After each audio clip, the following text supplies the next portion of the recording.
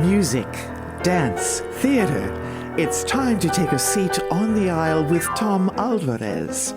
Hear from performers, producers, presenters, and creators who enrich our lives in the performing arts. Who's on stage? Here is Tom Alvarez to introduce you. Hello, and welcome to On the Aisle with me, Tom Alvarez. My guest today is Nancy Heck, a former public servant with the City of Carmel and currently the Communications Director for the Carmel Symphony Orchestra. Join me now as I go on the aisle for a conversation with Nancy. Welcome to my podcast. Thank you. Thank you for having us. Thank you. Let's introduce yourself to my listeners. I'm Nancy Heck. And you are with? I'm with the Carmel Symphony Orchestra. And? I'm Davis Brooks. I teach at Butler, and I'm Concertmaster of the Carmel Symphony. I'm thrilled to have you both here. I'm a longtime devotee of Carmel Symphony Orchestra. I'm ashamed to admit there's only one of me. I cover all the arts in Central Indiana, music, theater, and dance, and unfortunately, I have not been to a Carmel concert, I think, this past season, but, I am a fan and a big supporter, and that's why you're here. Thank you. And so let's start. Nancy, what is your role with CSO? I am the Communications Director, so a lot, and, how that goes with small organizations and other duties as assigned. So most of what I do is try and get out the word about the concerts and create the communications pieces, the brochures, the social media. We just redid our website, so if you haven't been to carmelsymphony.org, it is fresh and it's new, and it has a lot of new content, news. We'll do a link to this feature as well. So there's a lot of more current content than just a listing of the concerts, and we have added a musician page where you can learn about every single one of the musicians that are there. So it's just that kind of constant communication. And how long have you been in this role? Only a couple of years. I was with the City of Carmel for over a couple decades with Mayor Brainerd. And that is how the two of us met. Yes. Through various associations and Magic Thread Cabaret, is my cabaret production company. And you were a big fan and supporter of ours. And at the time, we were performing at the Cat. That's right. Which is a standalone performing arts, small center, performing arts center, dead center in the arts district. It sure is. Just in the shadow of the Palladium. Yep, and it's still there. How are they doing over There? there? They're doing great. Yeah. They're still doing a lot of programming, and they've done some improvements with their audio and video and visuals and lighting, and they actually had a very ambitious Chitty Chitty Bang Bang a couple of years ago, and they built a full-size car that actually rotated around, drove around on the stage, and I think a lot of people went just to see how the heck they were going to get a car. Well, because I interviewed Scott Osborne, and he was on this podcast just weeks ago anyway. Oh, good. You all know each other in Carmel. Yes. Yeah. My parents knew the Osbornes when Tom Osborne and Graves Real Estate, we all lived in the same neighborhood, so I have known Brad growing up, and he went to Culver, so my sister and I went to Culver, and that's where I met Meg. Right. And I was ahead of her in school, so I was her mentor, the older upperclassman kind of thing, even though she's a foot taller than me. Okay. And then that's where she and Brad originally met, and then they eventually got together and got married. So it's kind of funny how it all kind of comes around full circle. And how long were you with the City of Carmel and Mayor Brainerd? Over 20 years. I started there, believe it or not, it sounds so weird to say 1998. You say 90 anything, it sounds so old. But I actually right across the street, I'd worked at Citizens Gas. No kidding. And lived kind of in Butler, Tarkington area. But when our kids started school, we wanted to be in the Carmel Clay School District. And so we found a house in Carmel, and I commuted for a year or two. And then there was one really terrible snowy winter, and it took so long to get home, and I felt like I wasn't really active enough in my kids' lives because I was just gone all day and then coming home. And so luckily I got a law degree thanks to Citizens Gas. They paid law degree? That's why I wanted to have you on. I wanted to find who is Nancy Heck. I mean, I've always known about your official role, but And I like to do that. You know, you and I then have had a long history. It's been a while, right? Yeah. I'd say at least 10 years. At right? least, yeah. Safe to say. Yeah. And Davis, I haven't forgotten you. So tell me about your history with Carmel Symphony Orchestra. I've been with the symphony for a year and a half right now, Mm-hmm. and it's been a wonderful experience for me and an honor to be in that position. Okay, as concertmaster, I see you brought, is that your instrument you brought? Oh, with you? I was teaching today, so I brought it in. It's cold Which, outside. if we had set it up, I would have had you play for me. Oh. You know, actually, I had Kevin Lynn in this very studio, and he brought his Stradivarius and played me a little Wow. Vivaldi. And I don't think you probably can appreciate, both of you can appreciate it. That was a rarefied experience for me to have someone of his caliber. And that particular instrument, just like a foot away from me, is like, wow, am I a lucky guy? Yes, But in yes. any case, Did he allow you to hold it? oh no. No? Well, no, actually, I didn't ask, but when You now should I hold think it. of it, I should have. You know, I'm sure it would have been fine. You know, have you met Kevin? Do you Oh, I know Kevin Okay, quite well. well, you know, he's just a regular guy. Yes. And, you know, I've Yes. interviewed a number of these. Because I run a production company, I work regularly with professional musicians, and they have given me a whole new appreciation over the 10 years we've done this company. I've always interacted with musicians throughout my career. I studied theater. I've been in shows. Musical theater. I was in the Indianapolis Men's Chorus as a singer. Mhm. Oh, wow. So I've had a lot of interaction with musicians, and you know, I haven't met one that I haven't had a great appreciation and that affection for. You know, I really appreciate the effort, the dedication, and you know, the desire to connect and please audiences, and the performances. Anyway, it's a pleasure to meet you. Thank you. Thank you. It's a pleasure to and be you're here. also a professor at Butler. Yes. Okay, yes. tell me about that. Well, my wife and I came here around 1994, so I guess we're officially Midwesterners now. Okay, yeah. We were from the East Coast, and we were looking for a school that we felt really comfortable in. And Butler really turned out to be that school for us. How did it come to your attention?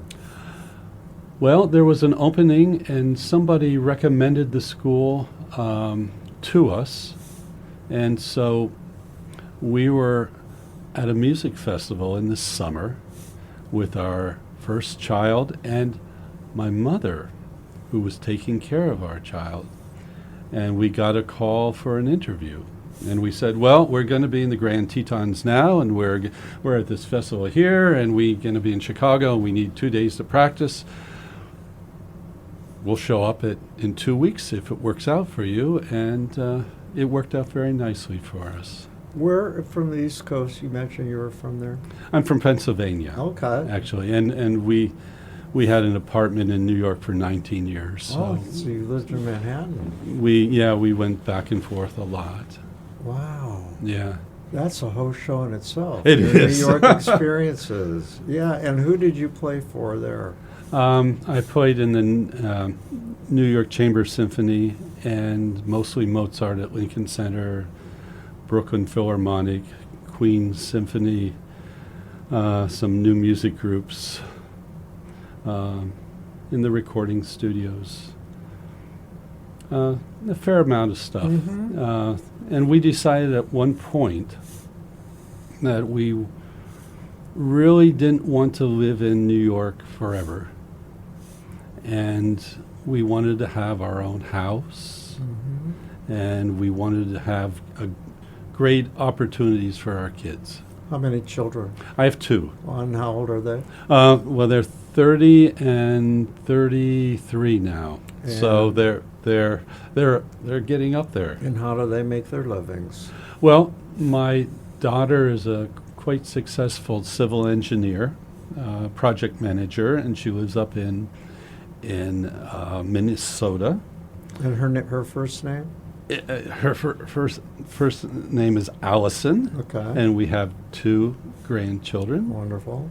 Lizzie and Davis. Mm-hmm. And my son is finishing his master's in microbiology. So he likes the little things. Yeah.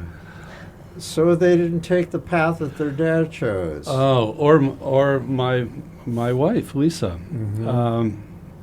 It's interesting. As much as we are in the humanities, our children are in the sciences. Interesting. Complete. Well, there's a lot of math attached to being a musician. Yes, my son has tremendous musical talent, but he likes science. What is your wife? Is she a musician as well? She's the dean of JCA at Butler University up here. Yeah, the dean of what? JCA, Jordan College of Okay, Arts. all right. Yes. Wasn't familiar And she's with a the anagram. She's a violinist and principal second in the chamber orchestra, Indianapolis Chamber wow. Orchestra. And we met playing the violin. Mm-hmm. And where did you receive your training or education? Well, there's a school that used to have a football team by the name of Penn State. We won't go there. We almost did. we almost defeated Indiana this year. Okay. If you Yeah. remember the game, it was fairly yes. close. Oh Was it the yeah. toe Oh yeah, touch? it was very close. It was very the close. toe touch. I know. Of course. That will go down in infamy, right? I think so. Go IU, boy. This Yeah, whole season. yeah. That's another Yeah. show too. So Then my master's is from Yale and my doctorate's from Stony Brook. my impressive credentials. So tell me, what is it? Okay, let's go back to you, Nancy. Some more color about Carmel Symphony Orchestra. So I love to, I've been an arts administrator, not only my own company but others. So I'm quite familiar with, coming into an organization and, working with the board to make some transformation. It's what you hope to do. You like to build on, what Right. came before. Would that hold true for you? Yes, yes. And when I worked for the City of Carmel, the Carmel Symphony Orchestra was always very supportive of what Mayor Brainerd was trying to do with the whole transformation What of was his vision to have them in the Palladium Right, as a performing right. arts group? Exactly. Correct? So when we were trying to, pass legislation, pass budgets, kind of help the community understand what we were trying to do, because obviously now it's there, but if people think about the fact that that was a cornfield, literally a cornfield, and that City Center Drive didn't even go past Range Line Road. I mean, it was cornfield in an old, was it Hooks or Haig drugstore, like those old, Yeah. dilapidated, Hey, I haven't heard that before. Yeah, it was one of those old drugstores, and so it was very much nothing at all there. And we popped up a tent, and the Carmel Symphony came and played in the field, and we had a big sign that said "Future Home of," and people were laughing. They're like, "Yeah, right," and then especially when we did start building and planning the architecture, and the mayor's philosophy was, if people travel to some place like Paris just to enjoy sidewalk cafes and the beautiful architecture and be immersed in the arts, there's no reason that we can't too. And again, people would laugh and say, right. But he's right. We all love just going to a small town and sitting on a square and watching people and having that kind of feel. So that whole walkable area, the whole arts and culture, trying to get people to understand the symphony was very, very helpful in garnering community support and being another voice in the community saying, we can do this, we should do this, we must do this. And there was a point in time where one of the things that I did was write the State of the City for the mayor. And, year 10, you have to write so many of them because he was mayor for so long, that there came a time when we quit apologizing for being ambitious and being, the architecture alone of the Palladium is so unheard of outside of maybe a downtown IRT, the facade of that beautiful building. But people needed to get in the mindset of kind of like the IU football team. We do deserve this. We can do this. And Well, so you the know, symphony was helpful with that. Interesting that you should bring that up because I've always been. I remember the days when Indianapolis suffered from poor self-esteem. It was a collective poor self-esteem. Naptown. It took outsiders to validate what we were doing here, and it was the same mindset in Carmel. Yeah. I know people from other places started living there, and they wanted what they left behind. So they were totally on board with Yeah, your vision, yeah. were they not? Yeah. Does that simplify things too much? Yes, it really is. It's when you, it's like when you grow up there, you kind of see it as it always was. But then seeing it from outside eyes, you do have a new appreciation for it.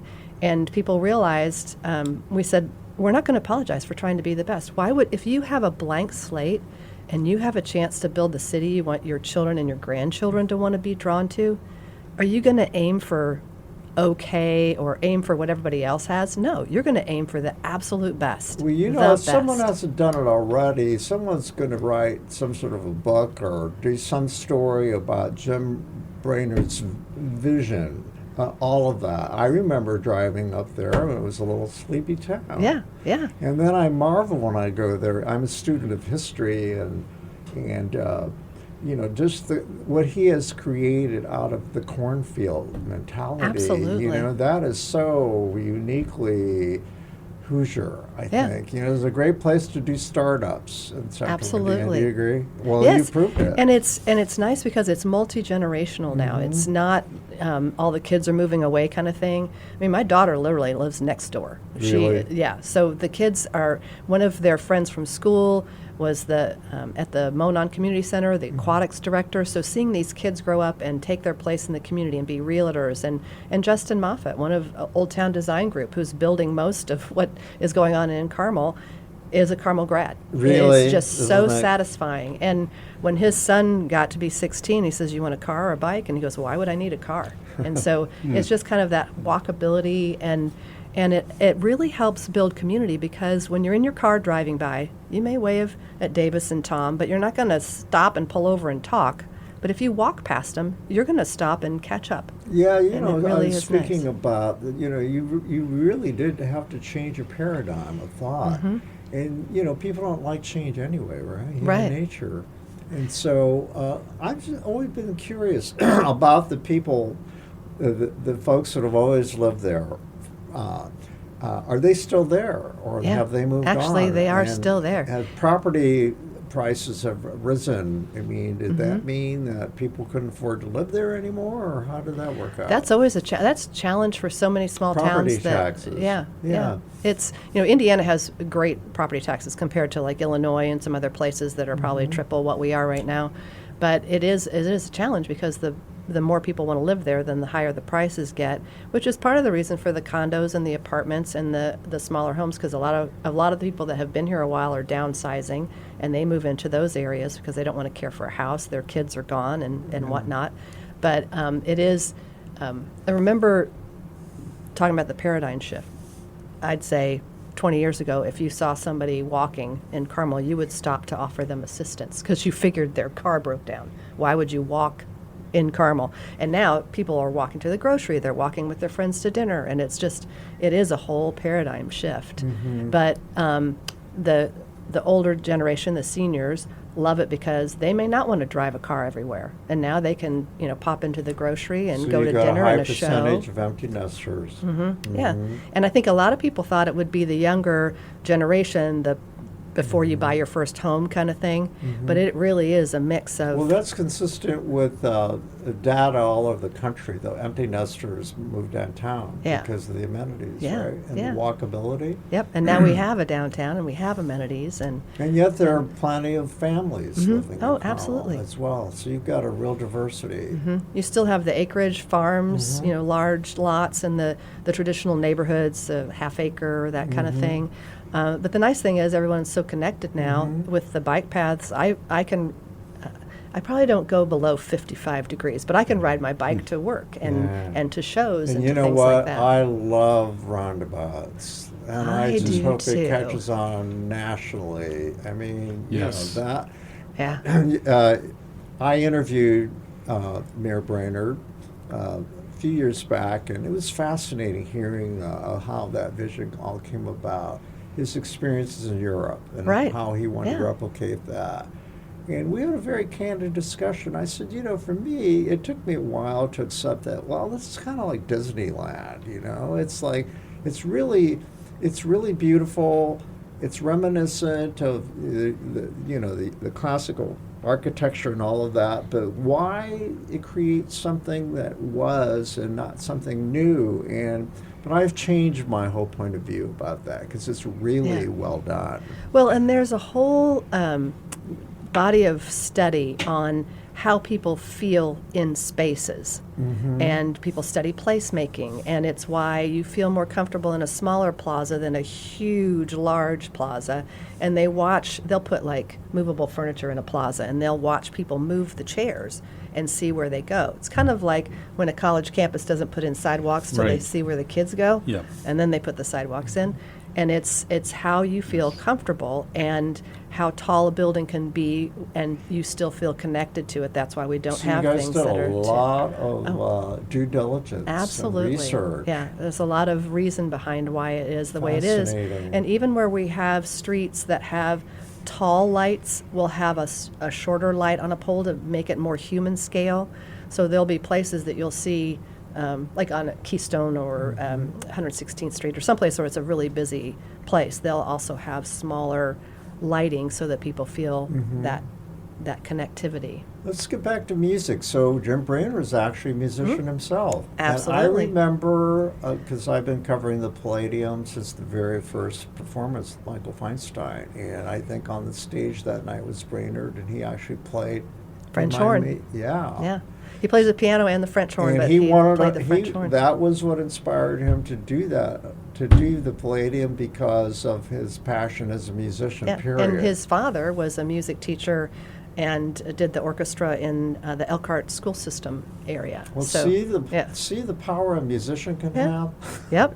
Yeah. Not just on the stage performing, because, it comes with the territory. Would you say, Davis, that you have to have vision as a musician, possibilities? I think we owe a lot to certain people in our lifetimes, and people like Itzhak Perlman, people like Yo-Yo Ma are two examples of people who are larger than life and who have influenced society and young people, old people.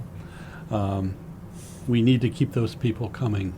They're very important to our well-being. And who would have ever imagined that, I've been around, I travel here, and as a critic, I go to New York and I go to major markets, but I could never have imagined that my career is due to the Palladium. And people that you just mentioned have played the Oh, yes. Palladium. Yeah. Yes. I mean, In Carmel, and Indiana. that's the Yeah. reason I started this podcast. I wanted to shine a light on what's happening in Central Indiana.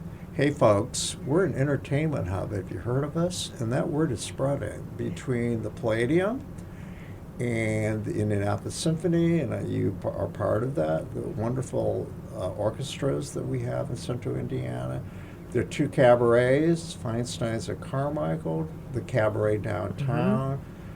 It's a beautiful on and venue, on. And yeah. now Clouseau is becoming more competitive with the Palladium, of course. But, the concept of the cultural arts centers has really taken fire, and all that's happening here. So the world is coming to, and of course, Michael Feinstein. Oh, I mean, yeah, what a yeah. coup. And I think people Absolutely. are now just realizing what he has brought Oh my gosh. Yeah. to this community in terms, Mm-hmm. and then soon we're going to have the Hall of Fame. Yeah. This whole I mean, songbook. Yeah. It's mind blowing. Yeah. What has happened to that little cornfield, Yeah. or that little cornfield, the big old cornfield. Yeah. So, someone, your experience, coming from New York City and beyond, Davis. So, how did you see the symphony, Carmel Symphony, how did you see that benefiting your career? Well, I'm not the youngest person in town, and this fits me very nicely at this point because I'm actually cutting back many things. And this was something that I didn't lobby for. I was approached, and it's been a very nice match for me. I've done a fair amount of concert mastering, and I like that, and I respect the position. And I think that the Carmel Symphony is at a point where it has the possibility of really taking off to another level. I see that as a possibility. I'm sure it comes down to finances, et cetera, but I'm excited for the future of that orchestra. I mean, one of the things that I think about is so many orchestras, and I think the ISO, in a sense, is a little bit in this case. Everybody's looking for the right place to play. Carmel Symphony has it. We don't have to add that part to our future. We have a very good place to play, and we're in residence there. And so our challenges are in different areas than other orchestras, maybe. I have some friends in New York who I keep very close contact with, and almost everyone knows about the Palladium. Well, cool. They've come here and played in a different context, maybe a traveling group, and they say, wow, how did you get that? And for us in the symphony, Carmel Symphony, we're very lucky and I happy. can't tell you how many times I have seen shows, concerts, big names, small names. They make reference to performing there. Wow. You know, I They thought do. Carnegie Hall was something, and they always compliment the venue. You don't get that all that much. True. Well, I'm sure, like in New York, people are always talking about, wow, how did I get here? Practice. Yeah. But, you know, I know from the get-go, again, I did a hard hat tour, Nancy, of the right. Palladium with the construction manager, and I still have that interview on tape, and I need to post it sometime. Because he took me, I mean, it was Was it still Mike just, Anderson? it was still, yeah, I believe Yeah. so. Still concrete, but he showed me the thickness of the wall. Oh, right. Yes. Yeah. He Yes. talked about how Yeah. Michael Feinstein was on the ground floor, and they really did talk about due diligence and acoustics Yeah. and Acoustics all that was went key. into it. They Yeah. brought musicians into it to help them determine, you know, what is it that we need to make this world class Exactly. as a music hall. And a lot of thought went into it. Not that people care about that, but I But musicians do. When We I do. We do. Yeah. yes, I know. Yeah. Yes. And again, I remember the very first concert with Michael. It was dead silent, right? Yep. And it was like pristine. Yeah, you have to be careful because if you're whispering to somebody, they can hear you. Well, you know what? I'm going to tell on myself, and I finally did tell Michael because I interviewed him several times. And I said, Michael, you may not. Do you remember that very first night? And, you know, Michael is not above making a joke when someone comes in late, right? And horror of right. horrors, as I was sitting there, I fumbled in my pocket and a penny fell out onto the floor, and it rolled, and it's just like he stopped. Oh my everybody God! could I hear just it. knew he was going to point me out, but he didn't. But anyway, yeah, opening night at the Palladium. Here I am, a critic, and you know, a penny rolls out of my pocket, and I Just you know, testing the acoustics there. and he loves to, and it's all in good fun. But Yeah. you know, I got shamed from the stage, and I just like, thank God, I hope no one around me knew that was me. Anyway, that's my story about the acoustics. And then, of course, that time I took the tour, they had scaffolding out. Oh, you all got to over go all the place. Oculus? And what was his name? You said Buck? Mike Anderson? Mike Yeah. invited me. He said, "This is the very last time today that anybody, the public, will be able to go. Would you like to go up to the what do you call that? The oval? Oculus, yeah. The Oculus." He gave me an opportunity to go up there, And you but got to I have touch a the ceiling? massive fear of heights, Oh. and I had to decline, and Oh. I regretted it to this day. So anyway, Yeah, I took my kids up. I have pictures of them touching the ceiling. It's so, Really? yeah. Mm. That So- was so fun. it gives me chills when I'm there to know that I was there in the very beginning. But you Yeah, went ground back up, even yeah. further when it was still Yeah, in his yeah. mind, Yeah, right? yeah. And- The mayor, myself, and at the time the city attorney there at Carmel started the the organization, the not-for-profit, and then so built it from the ground up, literally. Well, so back to the symphony itself and your role as a concertmaster. I like to educate people of all levels. This show isn't just for actors, musicians, and performers or whatever. Just the average person. I'm trying to help people appreciate what all goes into an art form. So Dave's explained to people, what is a concertmaster? I know that's very basic, but some people don't have a clue and often wonder, but they don't ask because they're afraid that they'll look stupid. Well, I think it's a role that has different functions, and different functions at different times. You want to be a friend of your colleagues in your areas. You want to be a friend of the conductor. You need to have a point of view. You have to anticipate problems. I think that's one of the more interesting parts of the job. For example, the difficulties of finding the right bowings. Bowings don't always fit what the conductor wants. The bowings, explain bowings. Well, bowings, which direction the bow is going. Yes. How many notes are in one long bow? Is something more off the string and short, or is it more brushy? There are all these myriad variations of this that could happen. And you try to reflect what you feel the conductor wants and anticipate what the conductor might want. It's a challenge, and most of the times it works out very well, but sometimes it fails completely. Conductor wants something very different. You're surprised, so you have to do very quick changes. And you have to anticipate those changes. I kind of like that part of it, actually. It's a challenge. It's a challenge, and I like to see if I can do it or not. It's kind of fun for me. It's also, let's say something goes wrong. It's the place, the position, you might say, where the orchestra, all orchestras do this. They look to that person for guidance. Something, God forbid, falls apart. Something just goes wrong. Could be many things. It's live music. And the orchestra will naturally look towards one person, and that's usually the concertmaster. That's in every orchestra. And so one always feels pressure to do as well as one can. I find it a wonderful challenge. It's very humbling. It's a humbling position. Why? Well, you represent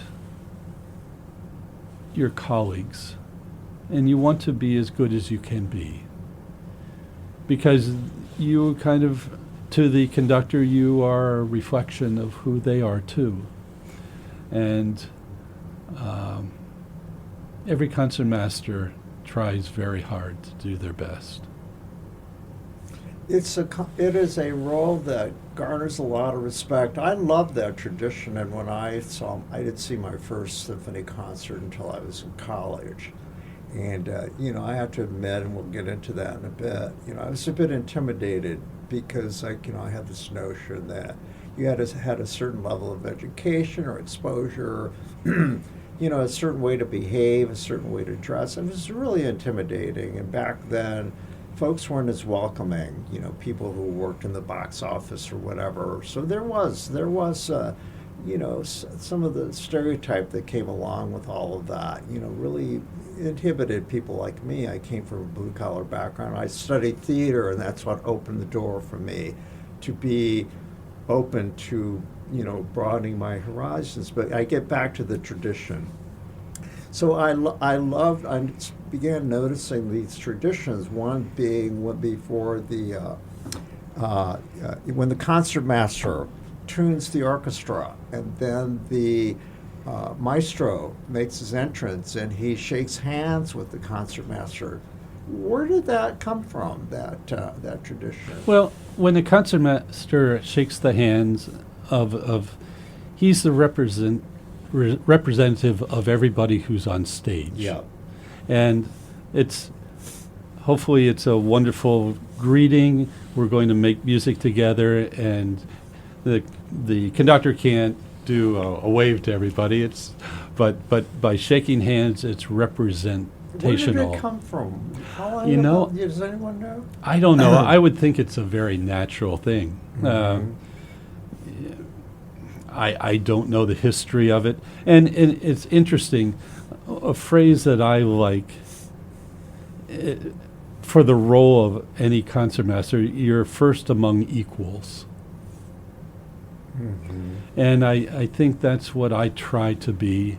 And if somebody shakes my hands, I'm representing everyone. I understand. Well, it is a lovely tradition. And that takes me to my next question for both of you. So, do you not yet have an artistic music director? We do not yet. Okay, what's the story on that? So the symphony, even though, next year we're celebrating our 50 years of having been incorporated, but the symphony has actually been around in Carmel since 1925. We've got minutes from early meetings at the churches Let's give a shout out to the founder, of course. And the name escapes me. Okay.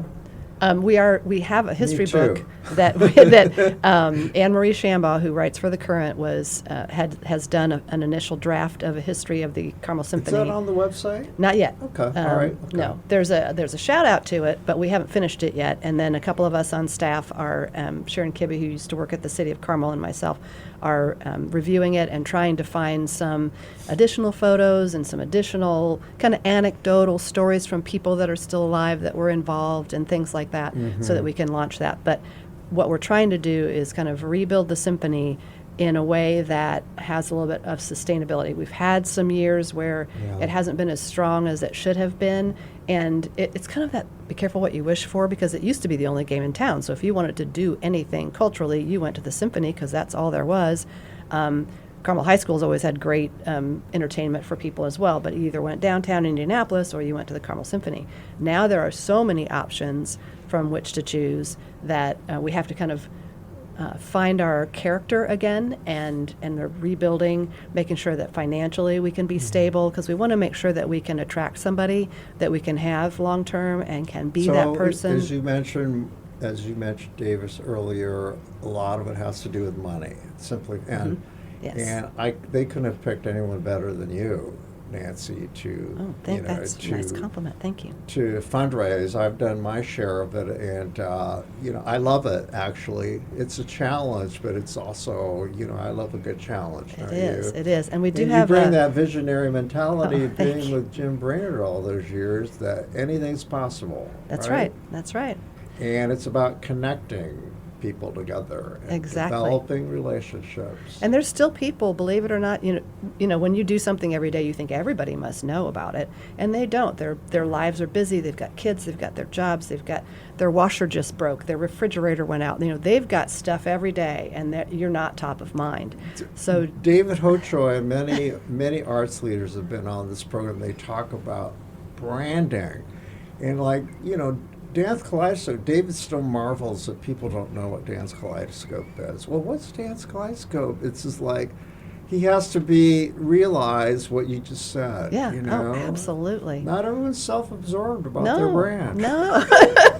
You think you've About said it a your million brand. times, but there's just so much going on out there. You just have to kind of be constant, and you have to just meet them where they are. Like you run into somebody at the grocery and say, hey, have you been to we're talking about things that are coming up for the holidays. Have you considered the holiday pops? And just talking to people, having been kind of part of the conversation, and then we're also It never ends. The constant. absolutely.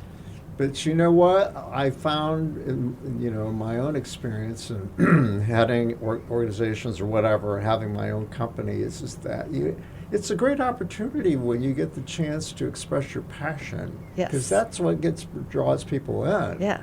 if you can remember, just speak from your heart about Yes. what you're promoting. Exactly. And we all have those moments where you hear a certain song and you go back to a space. And I was lucky enough to have grandparents and parents that took me to Starlight Musical, to Clues Hall, to the Symphony. Good and for so you. I grew up with these moments. And so I just remember how special it felt. And even no matter what you're doing in a day, if you hear a certain piece of classical music that you know or you recognize, you stop and it affects The you a certain way. soundtrack of your life. Right. Yeah, And so just we're like pop trying music, same thing. And we want to remind people that take a moment for yourself. People talk a lot about their mental health and taking care of themselves, and they do go to concerts and rock concerts and pop concerts, but classical music in a hall like the Palladium is like no other experience. You're surrounded by that music, and for that moment, nothing else exists. And you can just take it in and you just kind of clear your brain. And it's just it's so fun. As a musician, tell me about, as a musician, what, I'm sure you must take pleasure in connecting with your audience. As a trained musician, you know how to do that, I presume. It's an interesting question because, and I remember talking with teachers in my lifetime and with students, and this, what we kind of would call, for lack of a better way to explain it, a triangle. You have the vision of the composer, you have the vision of the interpreter, and then you have this X factor, which I always just call it an X factor, and that's the other person in the room or the audience. And I can't always tell you what that X factor does. I think for some people it excites. I can tell you for myself that when I'm on stage, I'm thinking about what I'm doing. I hope I'm communicating, but I don't purposely try to communicate in an active way. I try to do my work. I try to send something out, but it's related to the other two things, those other two parts. It's related to the composer or a particular interpretation. But I've talked about this with a lot of people for decades. What is that X factor over here? I don't know. And I think Do you feel the energy of an audience? The performers often talk about that. At times. I think one of the great experiences was subbing down at the ISO when John Williams conducted. Oh, wow. I was there. That was talk about rarefied. And when I think it was the last thing. It might have been an encore. I don't remember, but the famous march, dum ba da da dum bum, and the audience jumping to their feet and screaming. Oh, wow.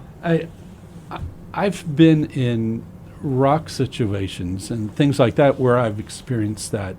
But this was one of the few times, not the only, but one of the few times where I felt like this audience was in the palm of John Williams' hands now. Well, that sounds like these anecdotes where people talk about how the public would react to concerts in the 18 and 1900s. They would go crazy. Yeah. I mean, they do stuff like that, or to storm out, or something really dramatic. Oh yes. I don't know. This doesn't maybe follow suit quite well here, but what popped into my mind is an earlier day when I was in New York, and there was a very famous bass, Boris Christoph. And he was blacklisted. And he came back for his triumphant return. And he sang all Mussorgsky. It was at Carnegie Hall. And at the end, there was a generation of people who almost stormed the stage in appreciation for hearing him sing again. Wow. And it's it's different than Yeah. different than what we are just talking about. Right. But yet there are moments like that that are those unforgettable moments. And I remember in college. Sounds like a Beatles concert. Yeah, yeah. Well, I Rolling Stones. I remember I took a class with Paul Hume, who was a famous writer for the Washington Post. I don't remember which Washington paper, but in his course on criticism, he put forth, you do it for the highs. And I find at this part in my life, I remember those highs, and they are wonderful memories for me, and I look forward to more of them. But they're very special. I, as a critic, classical music intimidated me as a writer as well, but then I realized, I'm not writing for other musicians. I'm not writing for teachers. I'm writing for the general public. How does it make me feel? And so I'm always observant of the people around me and how they're taking in the experience. I come from a TV background, so I kind of like see my writing. I'm a reporter as opposed to a critic. In my mind, I think a critic is in New York or they're seeing new work. It's different for me. I've seen plays, musicals multiple times, But in any case, I always appreciate the connection that you're speaking of, because not only do you have to you have to be mindful of the interpretation and the composer's intent, but then of course the conductor, the Right. boss. Right. You have to be in tune with him. Yes.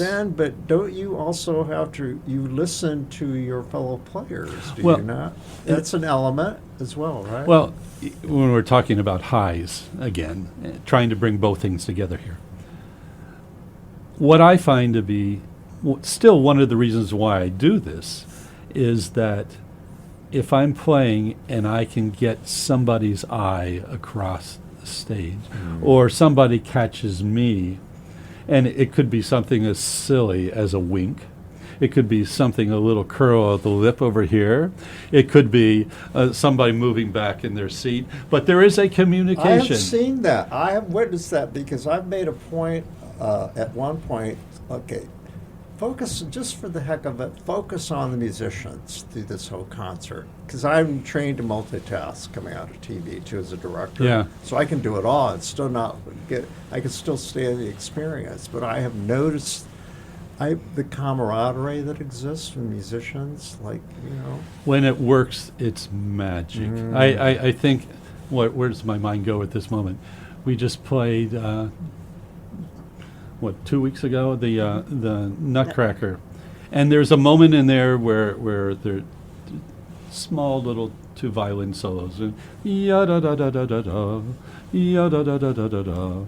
And it really went almost perfectly, and I looked over, and the person I was sitting with, we smiled at each other. It was just that moment. It was like a second, but there was a great, wonderful, nice little communication there. Those things it can be with... Was that with the partnership, the collaboration with the Indiana Ballet Conservatory? It was, yes. Yeah, I missed this year's, but that is just the most amazing production, and I'm sure Yes. this year was no exception. It was fun. It was fun. And I know from, interviewing people from the Indianapolis Symphony, their new partnerships that they've been doing with Indianapolis Ballet. Yes. That it's a treat for both the dancers and the musicians. Yes. You know. Do you have time for a little story? Of course. Okay. So, when I was in New York, there was a famous group called Mark Morris Dance Company. Oh, yes. And this series was taking place at the Met. And this is an example of camaraderie that I'm talking about. The dancers came down into the orchestra and talked to us. And all of a sudden, this was before the second rehearsal. And all of a sudden, I felt this incredible connection with these people on stage. And again, it's something you don't forget, because it doesn't always happen. It's a rarity at times. And this was an example of, we're in this together. We're going for as high of an art as we can possibly, and we have a vision, and I'm going to take your vision. I see what you're doing. You're going to influence me. And they depend on your tempo, and you depend on their. Exactly. Yeah, you got to be in sync. We got to be in sync. Yeah. And that's the magic of live performance, Yeah. because it has to look effortless too. Yeah. On And- top of all that. And this, as we all of us who perform, the spontaneity of what happens. Sometimes it can take a left turn, and sometimes the left turn is the correct turn. Sometimes it's surprise and it isn't.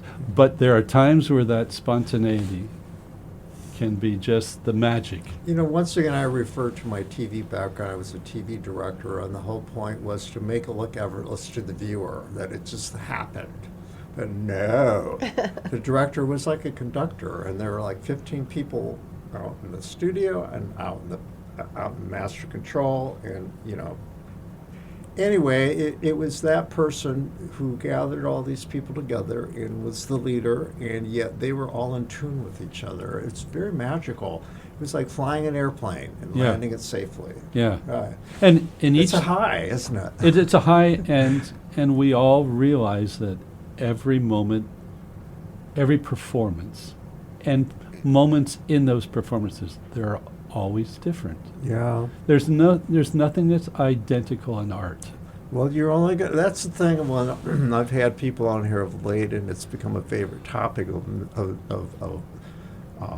I love to ask. I'll ask you. Do you have any fears about AI? And I brought that up with a producer, New York producer, and he said, "Well, you know, Tom, I think it's going to help live performance because we'll be able to promote. This is not AI created. You know come for to sure. a live performance, you know you're getting artists who are doing it live. You're not getting some computer animation or whatever, hologram or whatever they are." Well, that's interesting that you mentioned that, because I don't know if you noticed the last big push by Apple Computer is a commercial with puppets and everything. And at the end of the commercial, there's a little thing at the bottom that says, "No AI was used in this commercial." Oh, wow. Which is, and again, I don't have an ending to this, but I thought that was interesting that somebody's making this statement.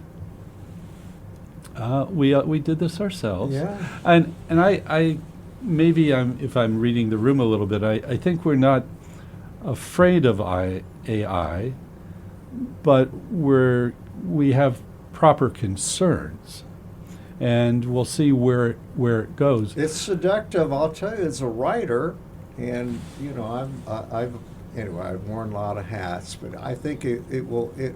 There are some really great prospects have come along because of AI that can augment that what we're doing. But Exactly. it will never replace what we're. And No, so, yeah. Nancy, the communications director, do you promote? Hey, folks, this is live. Absolutely. Yeah, and how do you Yeah. do that? Well, we remind them first of all that it's live and that we're creating moments, and we want those moments to last long after the last note has played. And we do a lot of every year we have some educational concerts called Music Matters, where we bring kids in. And one of my favorite comments that we got last year or the year before, the child had said to his teacher, "They're creating music live right in front of me." And I think it was interesting because to them, when they do the Music Matters, they break down the different parts of the orchestra, and here's what this part sounds like, here's what that part sounds like. They might have, I don't even know if they've seen music live before, just, on TV or on the radio, but seeing people playing it was so impactful for them. And I think that's what the experience that Yeah. we're trying to get. It's not just, you're not just listening to music, Yeah. you're having an experience with other people in a live place. Something just occurred to me. I'm wondering if you if you're aware that a lot of performing arts groups are still working, COVID, the pandemic changed a lot. Absolutely. Number one, you had to get people off their couches because they became so comfortable with all the magnificent streaming. Well, and everything stuff. came to them. Exactly. And then Music of and course- groceries, everything. And of course, all the virtual performances that had to happen. Right. So a lot of people got introduced to symphonic Yeah. music by way of virtual Right. programming. They had no other Yeah. choice. But in any case, so has that kind of repair taken place? Are you getting people off their couches and into the theater again? I think so for many reasons. And number one, that really introduced a lot of people to classical music who may not have ever listened to it before, but they had, even the Palladium had so many live performances that they then streamed out to people, and so that maybe they were introduced to it that way. But I think more and more people are realizing the loneliness they feel of just doing everything by themselves online, and I think there's almost this resurgence of getting out there and experiencing things with other people, because that's part of the magic. Like you said, you could sit and listen, even if you were the only one in the concert hall listening to live music, you'd have one experience. But when you fill the hall with other people that are appreciating the same thing, then that becomes a moment that you have had with your friends, your family, and just with the audience in general. Regular listeners of mine will stay with me, people, but because it's become a regular mantra of mine, but I love talking about what's going on right now. That what live performance, what it's creating a safe space for people during this. And, we're not here to talk about politics, or we're not here to talk about controversy. It's all about positivity for me anyway. But, the idea that you can actually, and sports is doing the same thing. It's the only place where we can get some relief from the noise, and you don't know the politics of the people sitting on either person sitting on either side of you, and you're all connected. And thank God there is something. Do you agree? Absolutely, and you feel it, and it's refreshing, and it's inspiring, and it's more than just having, like, listening to the music is a part of that, but it is that live experience, and it's also the fact that it's symphonic music. There's so, when kids, I'm pregnant, let's get baby Beethoven and all that, they're not getting, I love Snoop Dogg too, but, they're playing classical music for kids, and people, it does something to your brain, and it does something to how you feel. And there's a reason that symphonies that have been 200, how many years? I don't even know when the first symphony was done, but it had to be. Well, it was the popular culture centuries. at the time, Yeah, but that music has lasted, and the reinterpretations that they have of it just makes it fresh every single time. I don't think people who haven't been introduced to it realize, too, how do you get them to... They have to be there to really understand the feeling of hearing, like, 80 to 90 musicians in one place. Yeah. You can't replicate that No. sound on recordings or Right. or whatever. And And the other thing that they don't realize is how ingrained it is into their popular culture. Of course. And you're going to probably know yes. 10, I know like a couple of these, but you listen to, everyone said, everybody knows Appalachian Spring. I was yeah. like, do they? And then they play it, and they're like, well, that's Danny Boy. It's like, or Oh, yeah. I did- commercials, yeah. commercials, or Commercials. movies. yeah, commercials. Definitely. Well, Well, the beginning of Jaws. I think that's that- why these film series all over the country now, including the ISO, who is a pioneer, Yeah. that they're these film Right, they do concerts. those. And then when you hear parts, and again, I'm a novice, you know these things better than I do, but there's parts of the beginning of Jaws that do. Do you guys think you'll ever do film concerts? Again, it's budgetary. Yeah. So, Let's Would talk lo- about would love to. budgetary. Yeah. Let's Would talk love about to. budgetary. One of my favorite topics, raising money. That's right. It's always about the money. Yeah. So what is it that you guys need? Let's talk about what are your needs and So- how can people help? well, one thing that we're doing right now is one of our board members, Bill Culpepper, has done a matching grant. So dollar for dollar until the end of the year, he will, of course, I don't know when this is going to air, but this is in December of 2025. So he's matching dollar for dollar. I've met Mr. Culpepper. He Yes. is a treasure. He is, a and his- community treasure. Yes, and his wife Brenda was on the Arts League, or the I CSO understand League. she and passed she did. recently. She did just this past year. But in honor of her, he is, still very supportive That's of the wonderful. symphony. And so he does things like that help spur on giving. We also have something called the CSO Honor Roll, and we started that in anticipation of our 50th anniversary coming up. And so we're trying to raise $300,000 through that honor roll, and we're very close. We're only about $88,000 away. And with the matching grant, we're hoping that will spur people. You give $500, it turns into $1,000. And what do you need the funds for? Well, we need the funds. We want to hire an artistic director that is Okay. going to be And they're not cheap. nope, they're not cheap. And there are a lot of people like myself that work part-time. Yes. And we do it for the love of the symphony. I feel like this is my time to give back to them. They gave so much to the city and to what the challenges that we were facing, so I'm giving back to them. But there are a lot of people that we need to be able to hire a little bit more staff, because Sure. there's so many great ideas and we just can only do so much. We Well, it's had inevitable. a great, You yeah. you grow or you go. Yeah, and we True. would love to create an endowment so that, we can have that money grow and be sustainable over hard times, good times, Well, bad it's times. not that you don't have deep pockets in Carmel. Everybody knows it's attracting a lot of corporate headquarters. It absolutely and is. Folks moving here from other places who, like I said, Yeah. came from New York or wherever where they had symphony orchestras. Yes. And of course, we have the ISO. Let's talk about that. So let's get that off the table. This so-called competition between the Indianapolis Symphony Orchestra and Carmel Symphony Orchestra. Can we just like the old Greenwood Carmel Oh, yeah. debate, right?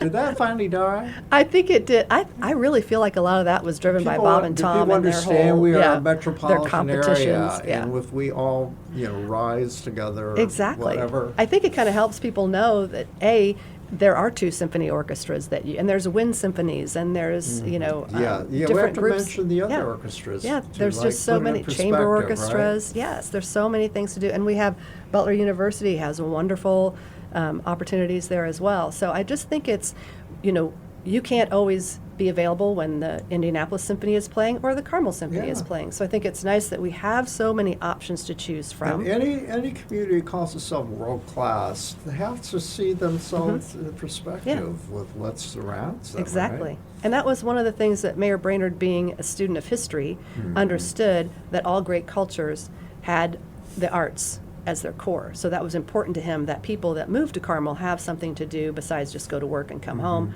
And there's sports, obviously, but having that cultural opportunity and all dance, the visual arts, the performing arts, both theater and music. So having all of that so that we can attract, it's one of those which came first, and we needed to have arts and culture so that companies could locate in Carmel, because they're trying to attract employees, and employees want to live where their families will enjoy Well, it living. helps that you guys have gotten great press over the years. Yes, I mean, yeah. number one this, number Yeah. one that. Yeah. Well, and the nice thing about those, people thought we bought those, and I thought, if we were buying it, why would we be third or fifth? Like, we would buy number one. Yeah. So the nice thing is Yeah. there's organizations that just run the numbers, Yeah. and then lo and behold, you get this recognition and you didn't even know you were up for. But I do remember the first time that we were on the cover of Money Magazine as the best place, Yeah. best small town to I live in remember America. that. Yes. Yeah, Well, that listen, was we're that was going to great. wrap up here, but tell me tell me about the rest of your season. When this show drops, we're going to probably be somewhere late January. So So what's we'll coming have up? 3 more shows.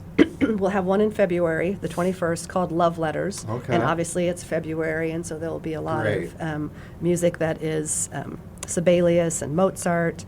And then in March, we'll have something called Nordic Nights. And so that is going to be, again, some more Sibelius. And then, is it Tom Ades? Yes. Homage to Sibelius, so there's a lot of that. And then in April, we'll have Symphonic Odyssey, and that's, February, March, and April, we'll have 3 different shows with 3 very different feelings. Who programmed this? So there's a number of people. We do have our principal harpist, Melanie Mashner, is Okay. involved, and our librarian, Cynthia, is involved. And then we have Davis is our concertmaster. He will Okay. be consulted, and then we have some of our board members actually are in the symphony as well. They're consulted, and there's an artistic committee of the board. Okay. So it's kind of a combination. And will there be guest conductors for all of these shows? So yeah, we basically have two, and ironically, they're all Kellys. We have Yeah. Kelly Corcoran and Kelly Quo, and Kelly Quo is going to be doing it was even Steven. And then for the Nutcracker, we had Andrew Downs, who is from Bloomington, and he's younger, and and you can speak to how he did with He the did well. Nutcracker. He did well. Yeah. I think that was the We first enjoyed time. working with him. Yeah. So you're going to keep people abreast of all of this on your Absolutely. newly designed website. Yes, and we have a right? newsletter that you Yeah. can sign up for, and we have just constant communication on Facebook and Okay. Instagram. So So we're going to have to wrap this up, but Davis, tell me, is there anything I haven't asked you would like to share with my listeners? Boy, that's a big question. I would say, come to the symphony to explore. One of the things that I constantly think about, and I think about it as my role as a teacher, is that my role is to help people learn how to think, how to listen, and come to classical concerts, come to jazz concerts with the idea of taking a chance on something new. To me, one of the reasons why I always was in classical music is it was a challenge, and everything was new, and I felt like, I'll say it in a silly way, I thought I was getting smarter. Maybe I wasn't, but I like to think that the arts provides opportunities to grow, not just be entertained. I think that's a dead end, personally. And the idea that if you can watch a dance troupe do something new, or a new play, or a new piece, or a new take of a Mahler symphony, how is it different? How is it different? Or a new soloist interpretation of something. These are all really exciting things. And I hope that we can get that feeling out to as many people as we can, be it the Carmel Symphony or any arts group in our wonderful area. Well, you just summarized my mission, what you just said, how well articulated. Thank you so much for that. How about you, Nancy?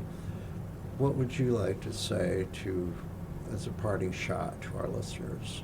I would just reiterate, come and get to know your symphony. We have, you may know people that are in the symphony that you may not even realize play in the symphony. Your neighbor that you see in the yard, you just don't know. So get online, check out our symphony, come to a show. They're very reasonably priced. The tickets are available at the Center for the Performing Arts. But I would say get to know your symphony.